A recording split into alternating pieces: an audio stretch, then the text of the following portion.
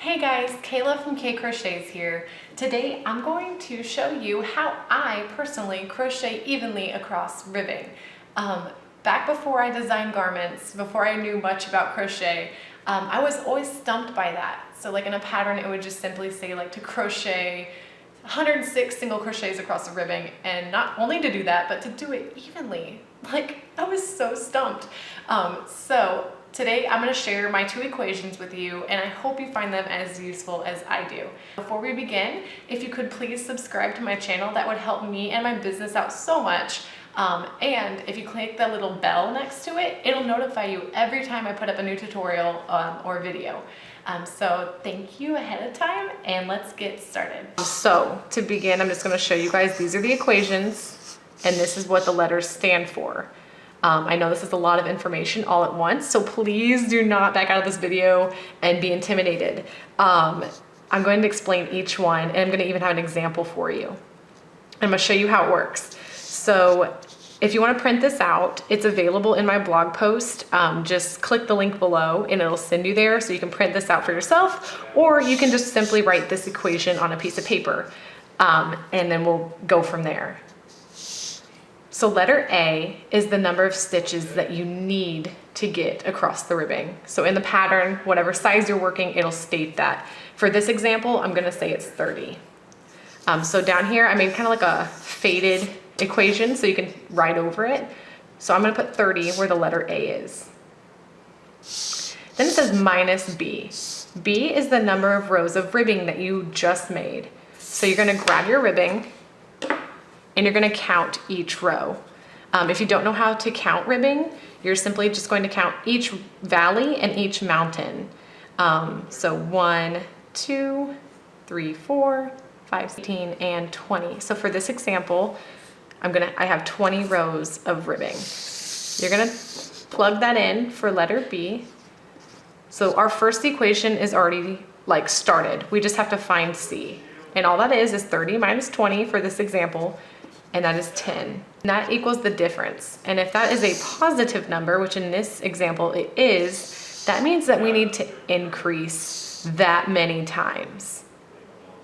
But how often do you do that? That's what the next equation is going to do. So this tells you how many stitches you need to increase or decrease, and letter D tells you how often to do an increase or decrease. So now that we have the next equation, you are taking B divided by C. So 20 divided by 10 is 2. And your numbers may look totally different. Like sometimes I get 2.87654. Wow, I'm just counting backwards. I'm really clever. Okay, anyways, if you have extra, numbers at the end of it, it's not just one number, just ignore all of them. Don't round up, don't round down, ignore every decimal place after that. So that total tells me that I need to increase on every second stitch. So to get to 30 stitches, I'm going to increase on the second stitch 10 times. Okay, so let's see if this actually works. You ready? I grab my ribbing, and let me refocus for you guys. There we go.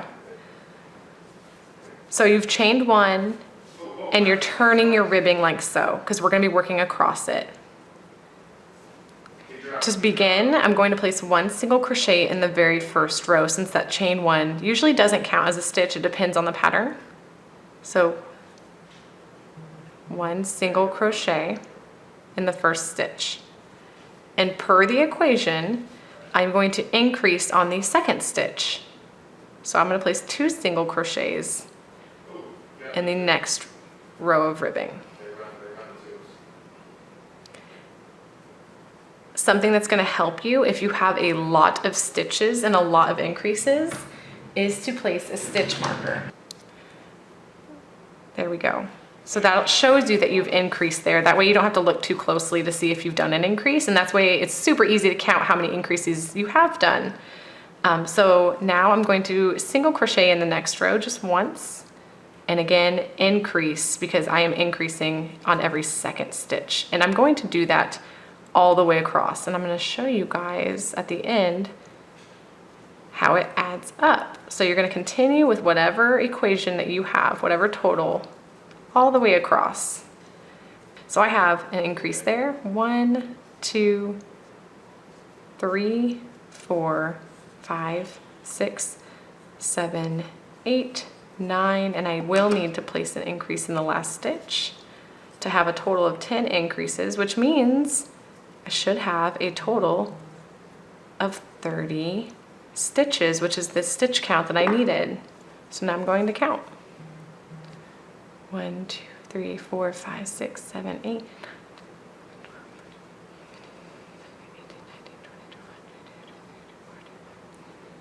29 and 30. Boom. If that doesn't blow your mind, nothing in this world will. Let's say the exact opposite happened with your equation.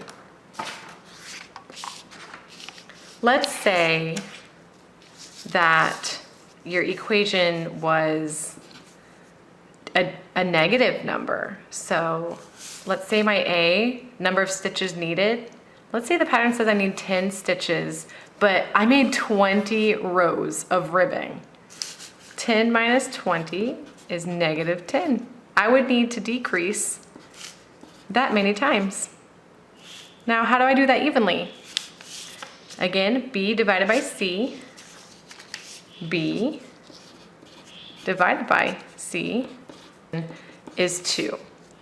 What that means is that you're going to end your decrease, so ending it on the second stitch, which means you're decreasing in every single row across the ribbing. Check this out. I have 20 rows of ribbing for this example, just like last time, but again, the difference is the equation. It came out to be a negative number, so now I need to decrease and ending my decrease on every second stitch. So let me go ahead and refocus. There we go. And so I'm going to begin in row 1 and 2, placing a decrease.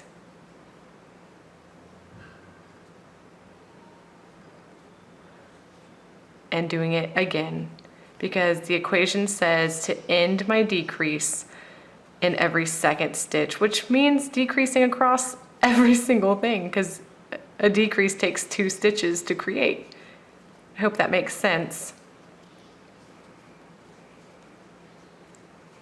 And by the end of this decrease, or the setup row across my ribbing, I should have 10 stitches.